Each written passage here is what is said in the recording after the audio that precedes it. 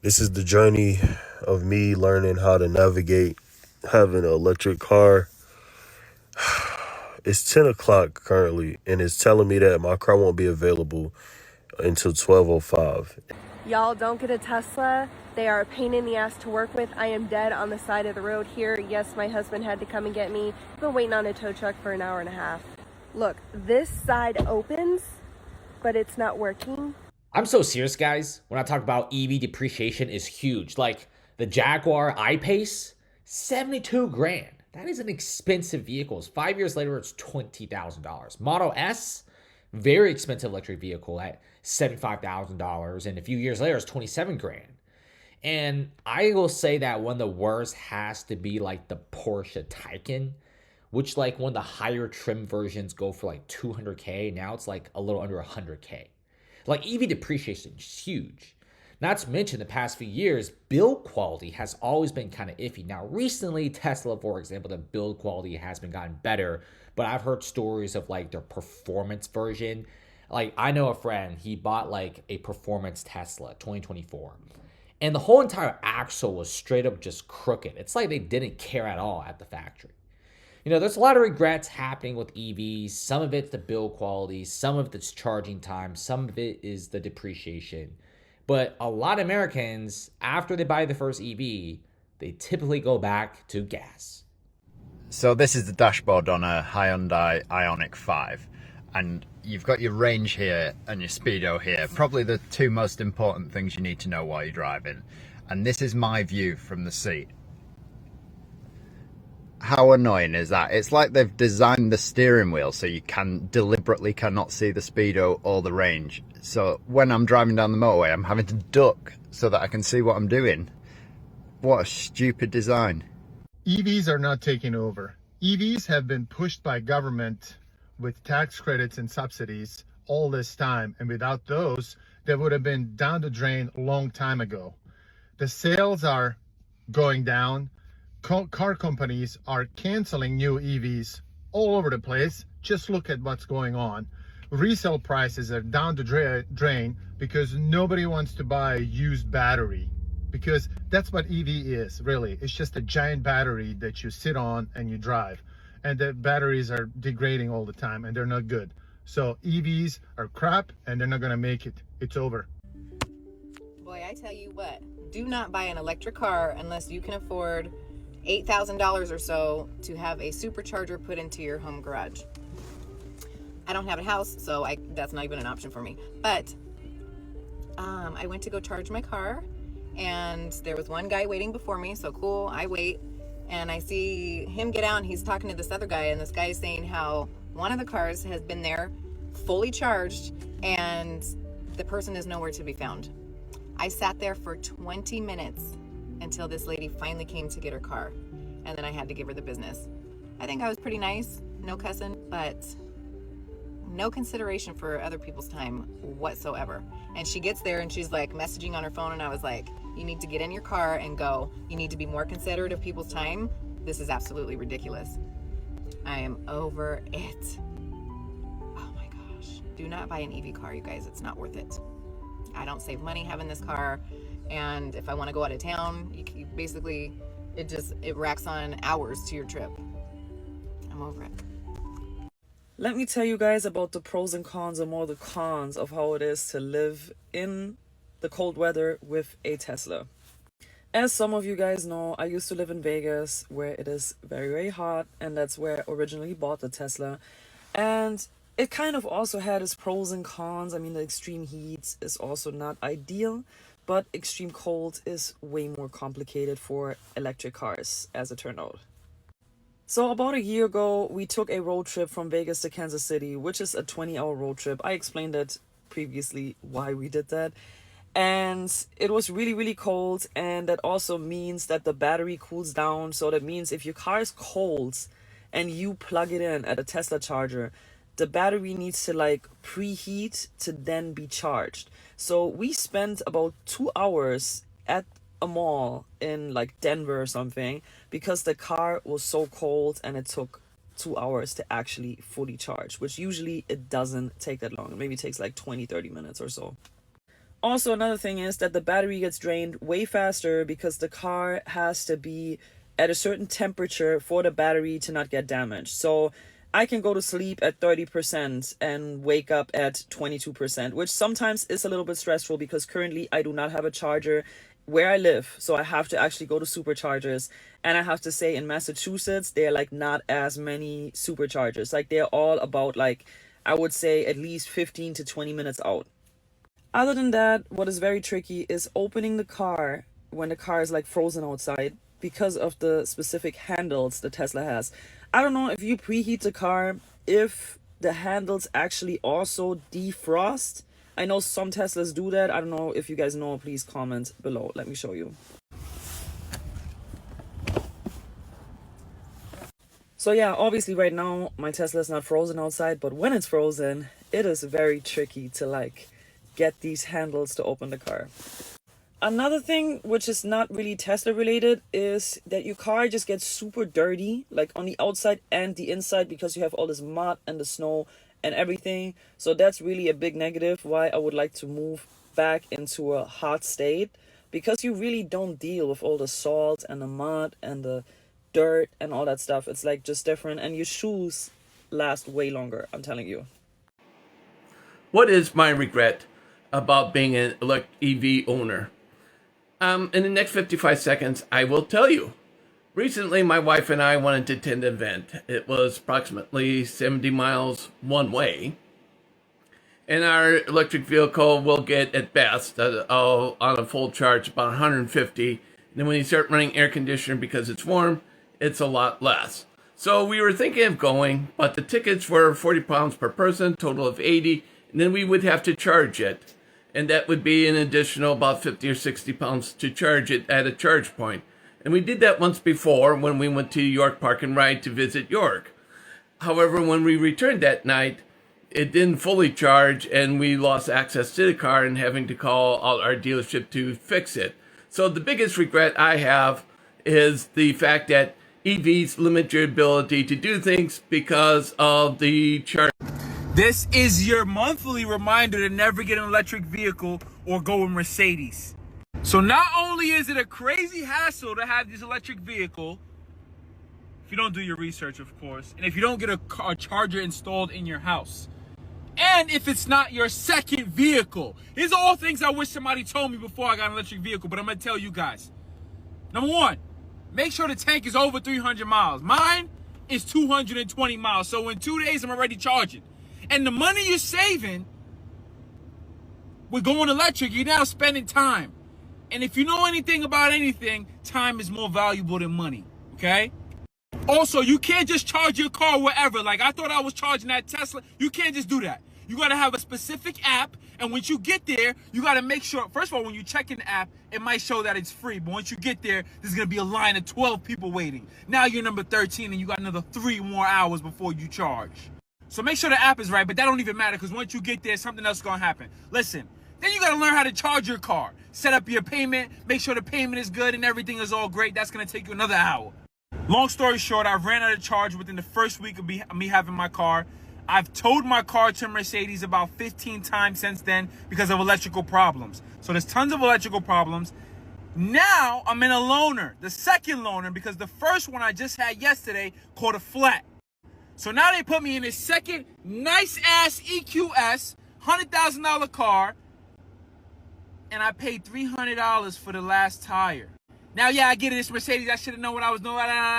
Listen, don't get an electric car. Stick to gas.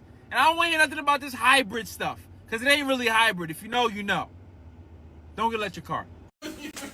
Yeah, I can't make this stuff up.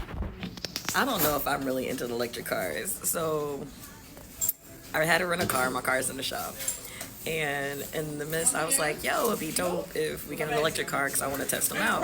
Tesla's been cool, but I'm like, you know, what are the other brands like? What we got, is it a Chevrolet? I don't know what it is. But all I know is all the charging ports. I know we're near my house. And about time I get it halfway charged, I'll probably be half out. So we're going to pray about this one if I need to get another car, because I'm rather than getting the gas right now. How about we've been charging for 40 minutes and haven't even got to maybe a quarter of what I got at another charging station in the nearby city, which got me way more. And this whole electronic car situation, I don't know how I feel about it. How do you feel about it? I hate it. I hate it. I hate it too. Because we are out at McDonald's, which I do not like McDonald's with a passion. But my son is grubbing at 10 o'clock at night, and it is way past my bedtime because I'm trying to charge my car. I picked the car up, and I get on the interstate and 75, and it tells me, you only got maybe 15 minutes and 20 miles. You didn't give me it fully charged. God bless you, woman of God. You know, we trying to stay in right spirit these days. So it took me a while to track down the first station. First station went behind some gates, couldn't get to that one. But you know, that meters keep going down. Get to the next charging station. Took me a minute to figure it out because I had to download an app. I had to do this stuff. And then my phone was dying. Had to go get a charger in Publix, buy a charger, then get back to my car, download the app, put my money in, finally charged. It charged faster than what the car is. So I was like, yo, it's at a dealership. Maybe it'll be much faster. Lies. Okay. They got probably the cheapest charger ever, and I'm paying for it. Not that much. I think I'm at like not even $1, but it's charging very slow. It told me my car would be fully charged. I told you it was like 10 o'clock at night. At 7 a.m. in the morning. I'm not staying up. As soon as this kid get done with his burger, we're gonna see how far we make it. And I might have to get an Uber home because I'm tired, boss. I'm tired. I don't act right when I'm hungry and sleepy. And yo, it's Shatta. Huh? But we bless his name because this is the day that the Lord has made. You made one of these days. He made one of these days? One of these days, some of these days, I don't even know what day it is. But he made all the days, D. And then he rested. This is the day that the Lord has made, and we shall rejoice and be glad in it. I feel like the one thing people don't talk about with their EVs is like the whole charging situation. So we're charging her up at this random little Ford dealership. I'm on my way to Chicago, and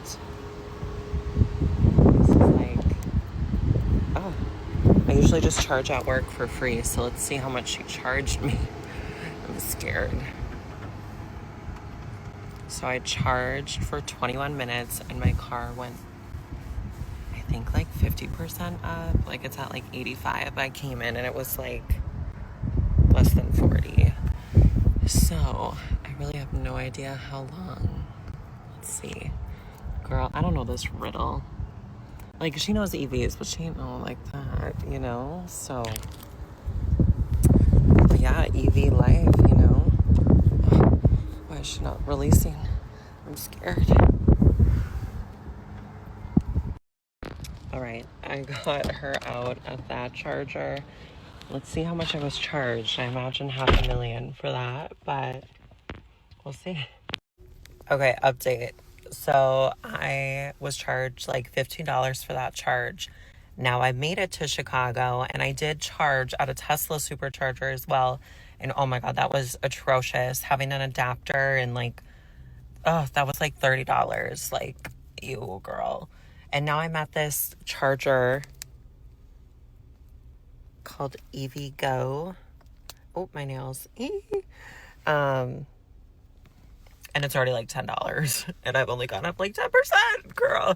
Like, this is a scam. This is a scam. Like, if you don't have like free charging at home, like, ew, this is where they get you on the EVs. Like, oh, girl, like, I don't even want to look how much this is going to charge me. I need at least like 50%. I have to go to downtown, girl. The city's waiting for me, but, oh, I don't know. Tell me like your guys' like favorite EV chargers. Like, I know there's like a million different brands. So I don't know if it's worth it when I'm traveling to just like subscribe for like a month to like EVgo, or you know what I mean? Like, I don't know if that will save me money, or if I should just keep doing my strategy, and that's to go to dealerships and just talking my way into having them pay for it because I sell cars.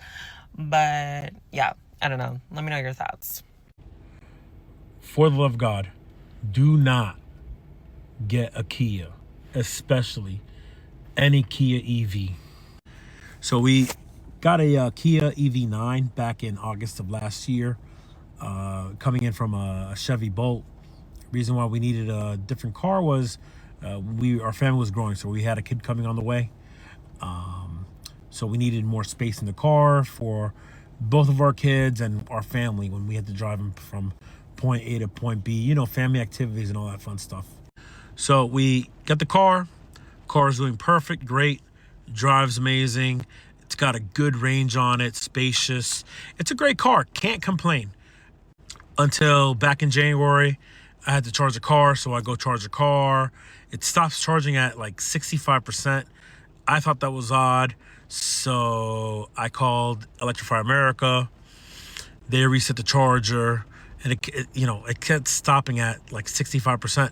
5 reasons why you shouldn't buy an electric car. Number 1, sometimes it can be really hard to find a place to charge it, especially if you're not a Tesla owner. Driving around, looking. Some of them are broken, some of them are slow, some of them are full. That can be a problem. Number 2, you've got less cars to choose from. Electric vehicles, there's only so many. There's more and more coming out. There aren't quite the same selection as gas cars. Number 3, charging times. Pulling up, getting a tank of gas real quick and getting out of there, a lot faster sometimes than waiting for a charge. Although that technology is getting better and faster, it's still a lot slower than filling up a gas car. Number 4, they need specialized maintenance. You can't just roll the car into your garage and take the battery out. The flip side of that is they don't need much maintenance. But if you're a grease monkey, if you're a wrench, you're somebody that likes to really fix their own car, not much of an option there for you. Number 5, road trips. Not very convenient. More stops, longer stops. If you don't have access to the Supercharger Tesla network, it takes a while. But overall, obviously, I think the pros easily outweigh the cons. What do you think?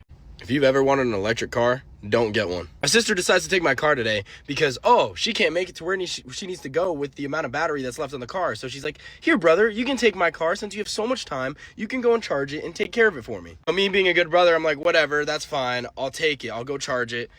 Just to find out, not only is it Black Friday, my Walmart's fucking packed. There's like 17 electric cars waiting for these 4 chargers in the entire country, basically, that I can use within a fucking 100-mile radius. Waiting 30 minutes, pushing my workout to be later, probably gonna be late to work, all because I had to charge this stupid-ass car because I literally will get stuck on the side of the road on the way to work if I don't charge it. So, yeah, that's my rant. Teslas are cool and all. They could drive for you. They are the safest cars ever made. Volvo got nothing on top of this. BMW got nothing on top of this. Benz don't got nothing on top of this. Audi don't got nothing on top of this. So but there's this one thing that annoys me the most, and I'm about to tell you what it is. And like I said, there's no car that's more advanced English. All right, that is more advanced than Tesla out right now. Name me that car that can do what a Tesla can do. Ain't none. But damn, why bro looking at my car like that? Look at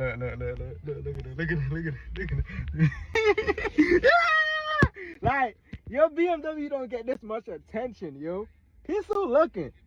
But this one thing about my Tesla annoys me the most, bro. And every day I get in this car, it gets me so tight, bro. But at the end of the day, I still love my car because you know why? Because it's convenient, bro. It's for me right now as a 21-year-old, no wife, no kids. You know what I'm saying? This is the best thing this is the bro. I'm telling you, bro. But I